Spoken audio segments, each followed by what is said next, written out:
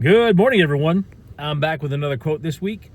And this week's quote is, "Being a general requires different talents than that of a soldier," by Titus Livy. Now, I want to add right away that not just talents, but skills and abilities, and sometimes a completely different knowledge set of how you look at things, how you analyze things, how you even perceive some of the things that you're doing or that your team is doing. And it's not just a general, it's a leader of any kind. You've got to have, I believe you need to develop, and I agree with Titus, those different skills and abilities and talents and attributes that will help you step up as a leader. Because there are differences, and you do have to look at things differently. One of my favorite books that talks about this is Launching a Leadership Revolution by Orrin Woodward and Chris Brady. And this book talks about the 5 levels of leadership and how a person can go from that base level of being a follower to being a leader, to being an orchestrator, to being a leader of leaders, and then being a leader that develops leaders. And that is actually one of my goals, is to become a leader that develops leaders. Because I have seen in the organizations I associate with how important it is to create more leaders.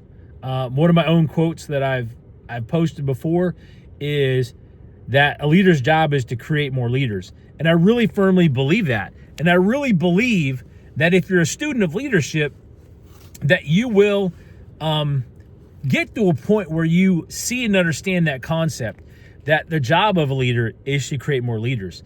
And I don't always see that in organizations that I have worked with or that I associate with, where the leaders are interested in turning their followers, their employees, their teams into leaders.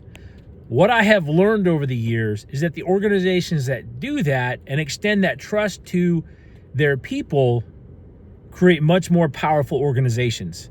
They become much more capable of handling things from the ground level up. My sister recommended a book called Irrational Kindness recently by a Chick-fil-A operator. I believe his name is Kevin Williams. And he talks about how he has given his employees the ability to make certain calls when it comes to how they serve how the staff serves their customers. And he gives an example of one of his staff members that comps a meal for I think it's a family. And it really just shows how powerful that effect can have in creating and developing his staff into leaders. It's not something you see in some organizations. So remember that to be a general, to be a leader, it takes different talents, skills, and abilities and knowledge than the soldier or the frontline worker.